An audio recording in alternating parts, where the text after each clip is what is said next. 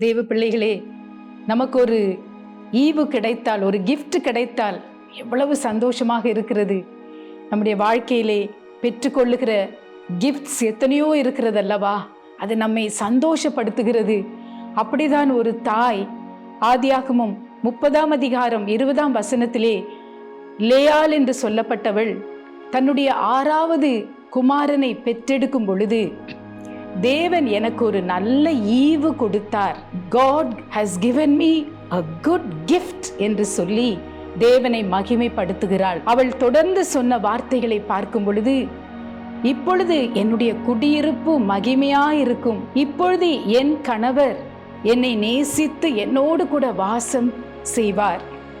ஏன் அவள் அப்படியாக சொன்னாள்? யாக்கோபுடைய மனைவிதான் இந்த லேயாள். அவள் கூச்ச பார்வை உள்ளவளாய் இருந்தாள். சரீரத்திலே பலவீனம் பட்டவளாய் அவள் இருந்தாள். அவளை அவன் புருஷன் சரியாக நேசிக்கவில்லை. அநேகரால் அவள் ஈனப்படுத்தப்பட்ட ஒரு மகளாக இருந்தாள். ஆனால் அந்த 6வது குமாரன் செபுலோனை பெற்றெடுக்கும் பொழுது அவள் சந்தோஷப்பட்டு, இப்பொழுது தேவன் எனக்கு ஒரு நல்ல ஈவை கொடுத்தார் என்று அவள் தேவனை துதித்தாள். அருமையானவர்களே, ஏன் அவள் அப்படியாக சொன்னாள்? செபுலோன் என்ற குமாரன் ஒரு நல்ல ஈவாக வந்தான்.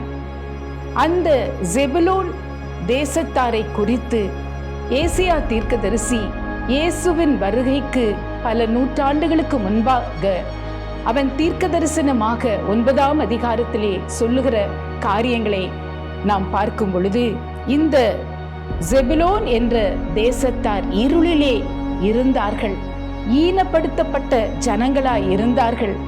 ஆனால் அவர்களுக்கு வெளிச்சம் உண்டானது. மரண இருளிலே இருந்த அவர்கள் மேல் வெளிச்சம் உதித்தது என்று அவர் சொல்லுகிறார். ஏன் அப்படி சொன்னார்?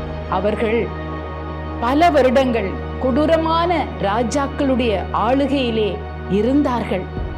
புறஜாதியாருடைய பழக்க வழக்கங்களை அவர்கள் பின்பற்ற தொடங்கி தேவனை மறந்த நாட்கள் இருந்தன. அசிரியா ராஜா அவர்களை சிறைப்பிடித்து போன நாட்களும் இருந்தன. அவர்கள் பேர் கூட இல்லாமல் போன காலங்கள் இருந்தன. ஆனால் ஆண்டவராகிய இயேசு கிறிஸ்து இந்த உலகத்துக்கு வரும் பொழுது முதலாவது தன் ஊழியத்தை அவர் எங்கு ஆரம்பித்தார்? இந்த கலிலேயா கடற்கரை ஓரமாக இருந்த இந்த செபுலோன் தேசத்தை தேடிதான் அவர் சென்றார். அவர் அங்கு சென்ற பொழுது அவருடைய வார்த்தைகள், அவர் செய்த அதிசயங்களை அநேகர் கண்டார்கள். அது ஒரு துறைமுகமாய் இருந்தபடியினால் பல தேசத்தார் அங்கு கூடி வந்தார்கள்.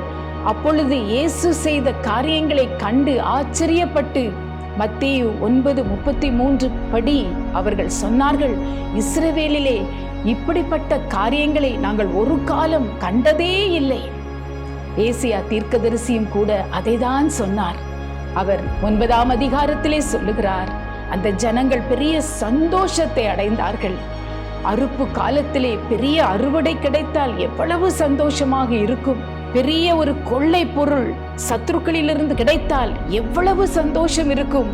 அப்படிப்பட்ட ஒரு சந்தோஷம் அவர்களுக்கு உண்டானது என்று சொல்லி அவர்கள் சந்தோஷப்பட்டார்கள் என்று தீர்க்க தரிசனமாய் அவர் உரைத்தார். அது மாத்திரமா? அவர்கள் மேலிருந்த நுகம், அவர்கள் தோளில் மேலிருந்த அந்த மிலாற்று ஆளோட்டியின் கோல் முறிக்கப்பட்டது. எப்படி என்றால் அபிஷேகத்தினால். ஆண்டவராகிய இயேசு கிறிஸ்துவின் மேல் இருந்த அந்த அபிஷேகம் அதை முறித்து போட்டது. ஆம், எனக்கு அருமையான தேவ பிள்ளைகளே, கர்த்தர் நம்மை பார்த்தும் சொல்லுகிறார், உனக்கு ஒரு நல்ல ஈவு கிடைத்திருக்கிறது. உன் வாழ்க்கையில இருக்கிற அந்த இருளை நான் மாற்றுகிறேன் என்று அவர் சொல்லுகிறார்.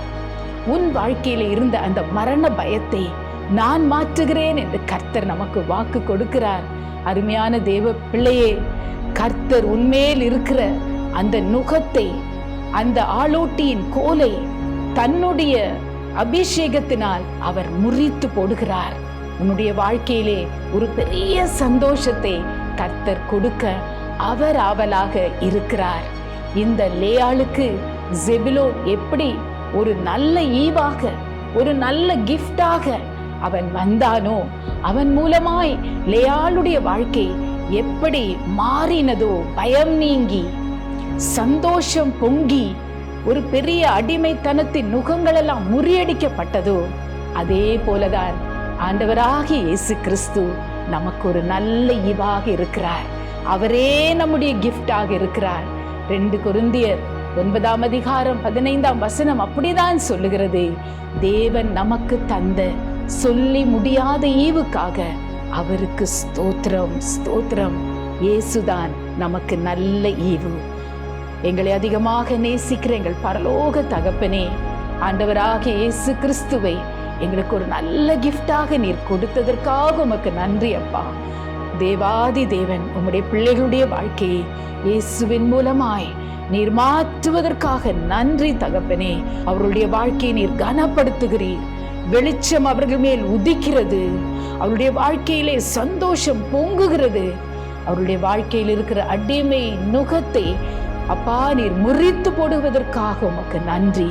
இந்த நன்மைகளை இயேசுவின் நாமத்திலே நாங்கள் பெற்றுக்கொள்ளுகிறோம் நல்ல பிதாவே. ஆமென்.